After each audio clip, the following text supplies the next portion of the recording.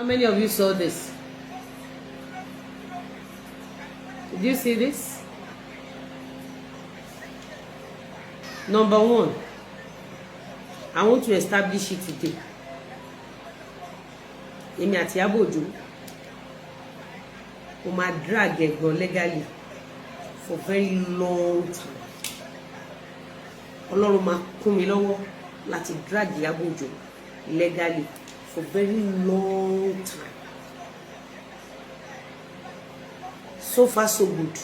Legally, mo ń nà yẹ ẹ̀pà lọ́wọ́lọ́wọ́. You know court order her to pay me. You know court order her to pay me. Remember, she was put in prison last year.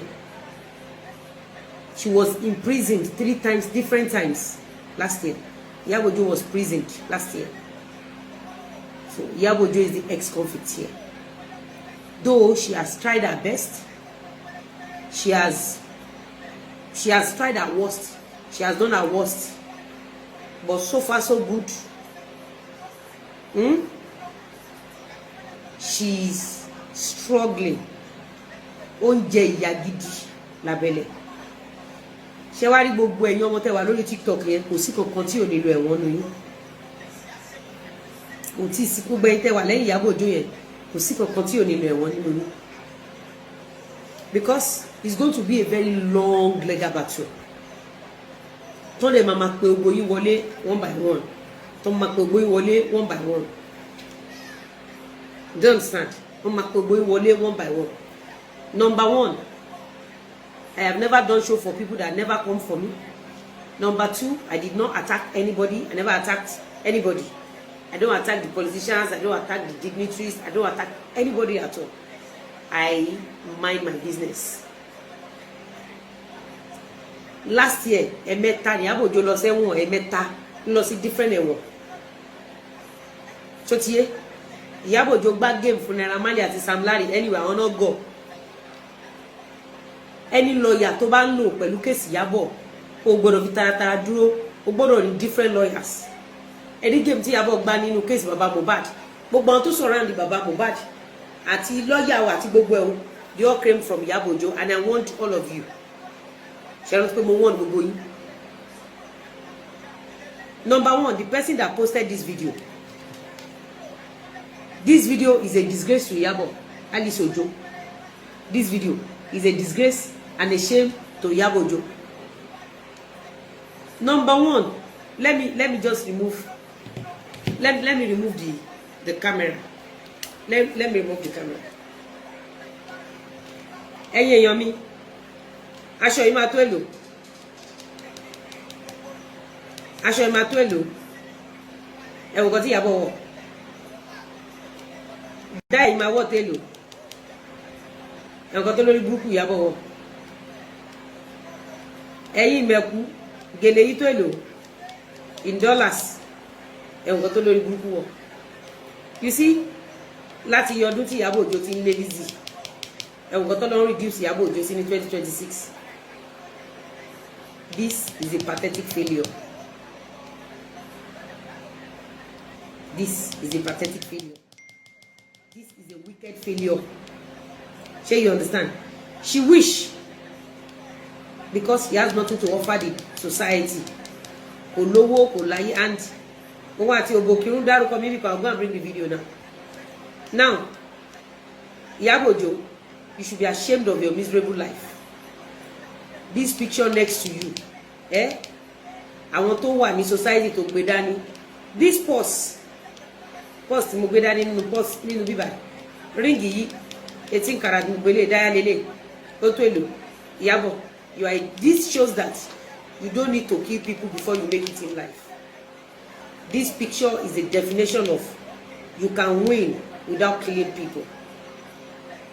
You are a disgrace, IYABO OJO. You are a disgrace, you are a failure, and shame on you. Shame on your dead children, IYABO OJO. Shame on your mad mother, shame on your drunkard father. Shame. This picture here, picture of Togbe Segbe. Oh, do mommy gege. Ẹ̀yin mẹ̀kú mi, ẹ bá mi wò. Ẹ wò, ẹ ṣí.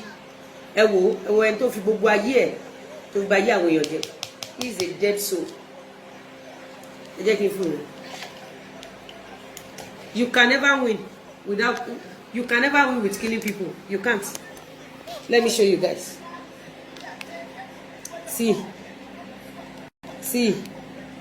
this clothes worth like how much? See what the foolish failed actress, see what she wore. 2026. See the costume of 25,000 naira she wore. See the unfortunate gele she wore on her fortunate head.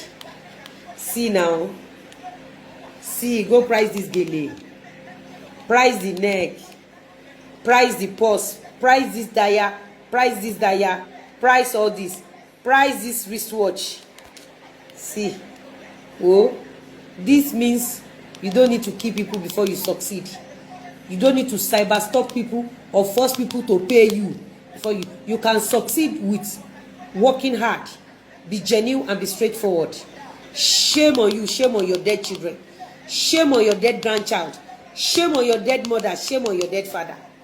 Shame on you, IYABO and LIZZY. I'm seeing the video.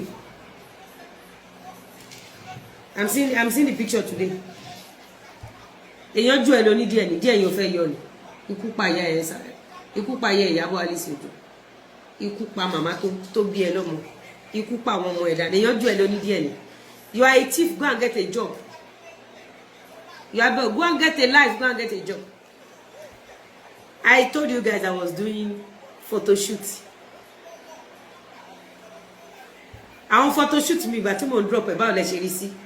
So you can decide to go quiet. Ẹlẹ́mà ní LIZZY òdákẹ́. LIZZY òdákẹ́. Tẹ́ bá rí LIZZY. Ẹlẹ́mà lọ gbé. Me, I'm saying this today for the first time. Eléyìí olórí burúkú. Eléyìí olè. Eléyìí armed robber. Very wicked soul. Eléyìí olòṣì. Eléyìí tó ti mọ sàárì àwọn ọmọ ẹ̀. Look at her face.